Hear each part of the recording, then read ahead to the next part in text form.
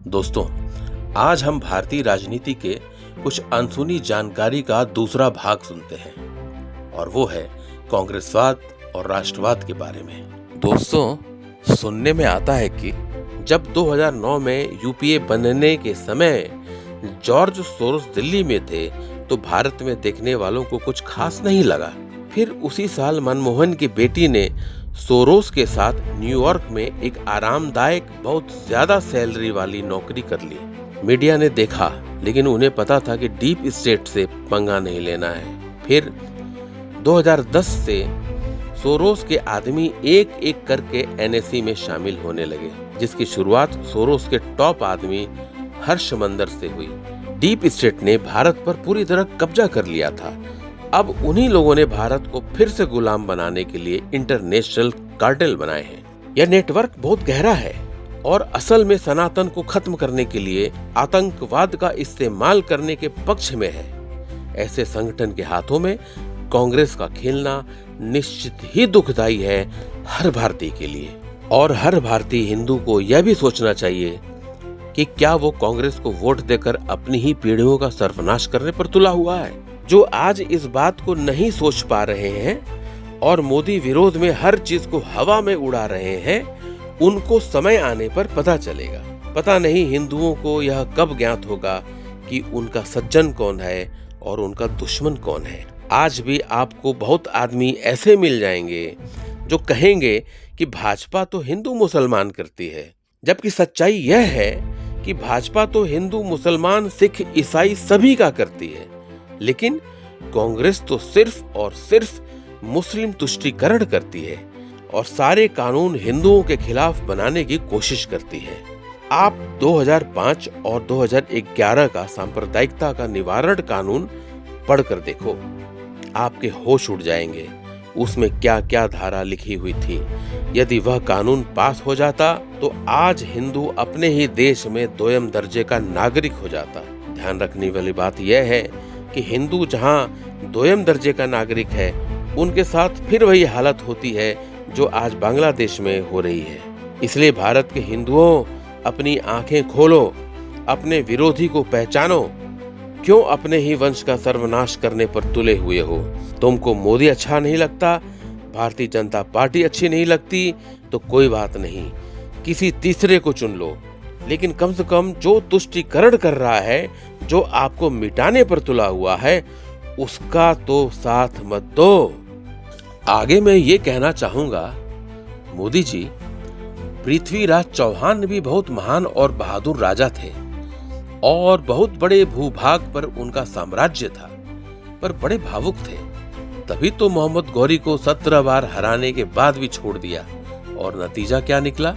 वो इतिहास चिल्ला चिल्ला कर बता रहा है। आप उस गौरी को जानते हुए भी अभयदान दिए जा रहे हैं। आप क्यों नहीं इतिहास से कुछ सीखना चाहते हैं?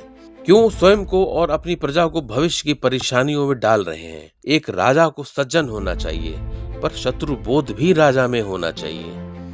मोहम्मद गौरी का दूसरा आगमन। राहुल गांधी आज की पॉलिटिक्स में कोई आम चेहरा नहीं है, बल्कि एंटी इंडिया इकोसिस्टम का सबसे बड़ा मोहरा है। उन्हें देखकर मुझे बार बार भारतीय इतिहास के शायद सबसे काले पन्नों से मोहम्मद गौरी की याद आती है। मोहम्मद गौरी 16 बार हारे, लेकिन 17वीं बार जीतकर उन्होंने भारत को सदियों की गुलामी में डाल दिया। राहुल गांधी भी लगातार चुनाव हारते हैं, जनता उन्हें बार बार रिजेक्ट करती है, लेकिन उसके पीछे leftist gang, Islamic vote bank और विदेशी ताकतों का ऐसा नेटवर्क है कि अगर वह एक बार भी कामयाब हो गए तो वह भारत को उसी अंधेरे में धकेल देंगे। मोहम्मद गौरी को उस समय भारत में कई गद्दारों का सपोर्ट था और इसी तरह राहुल गांधी को आज के सेक्युलर हिंदू, जातिवाद पावर ब्रोकर, विदेशी फंड से चलने वाले कन्वर्जन माफिया तथा कथित शांति प्रिय और टुकड़े टुकड़े गैंग वाले सपोर्ट कर रहे हैं। जब भी कोई सरकार घुसपैठियों, आतंकवादियों या धर्म बदलने वाले गैंग के खिलाफ एक्शन लेती है, राहुल गांधी सबसे पहले उनका बचाव करने के लिए आगे आते हैं। यह कोई इत्तेफाक नहीं है, यह उनका एजेंडा है। राम मंदिर से लेकर आर्टिकल 370 हटाने, पहलगाम टेरर अटैक और ऑपरेशन सिंदूर तक कांग्रेस और राहुल गांधी ने हमेशा हिंदुओं की आस्था और भारत की एकता का विरोध किया है। और आपने राहुल गांधी को हिंदुत्व का चोला पहने देखा होगा, पर आज तक क्या गांधी परिवार को मंदिर में जाते देखा? यही रहा इनका उल्टा चरित्र, जो हिंदू आतंकवाद की झूठी कहानी बनाकर पूरी दुनिया में हिंदुओं को बदनाम करने की गंदी साजिशों के लिए वे ही जिम्मेदार हैं।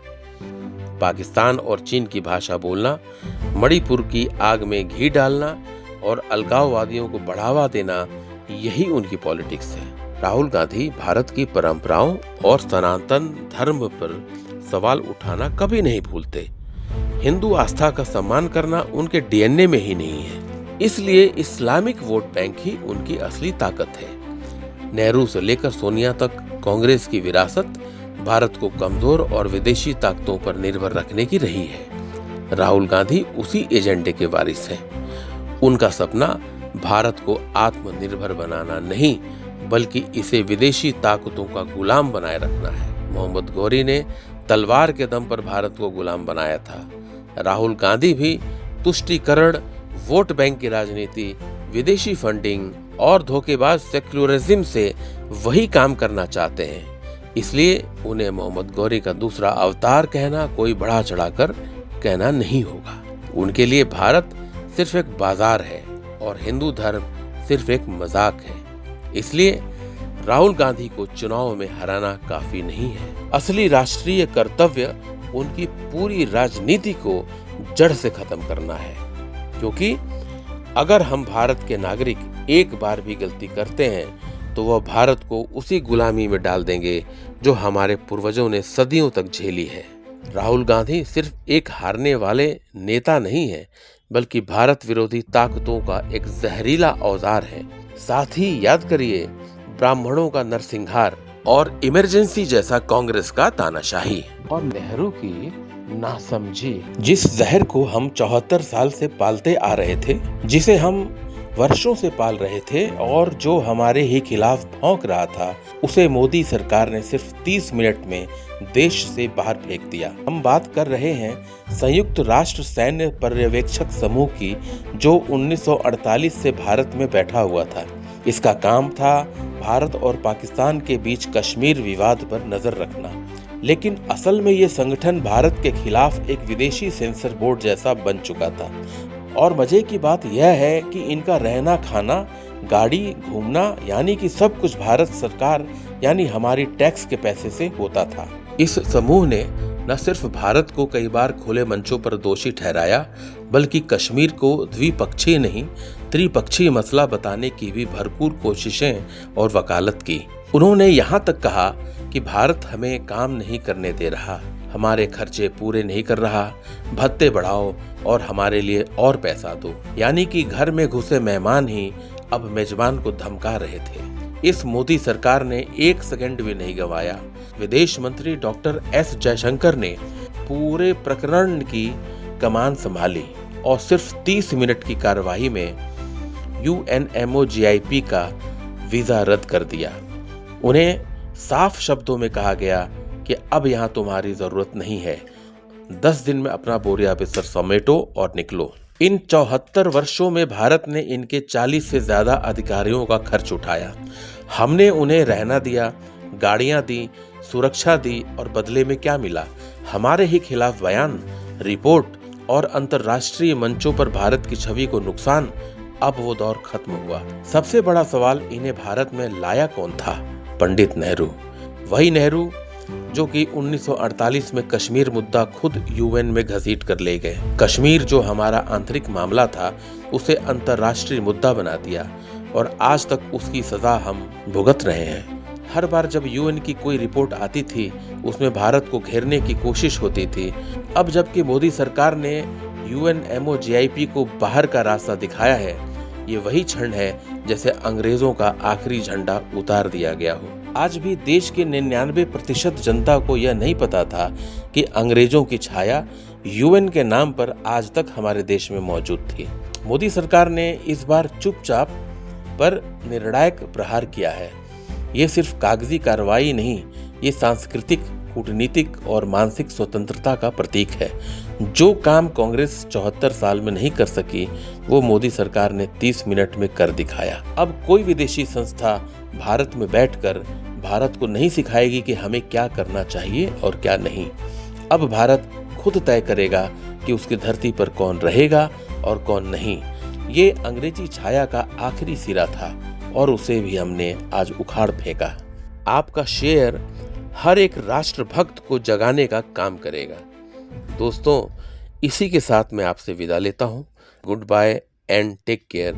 थैंक यू दोस्तों। जय हिंद, वंदे मातरम।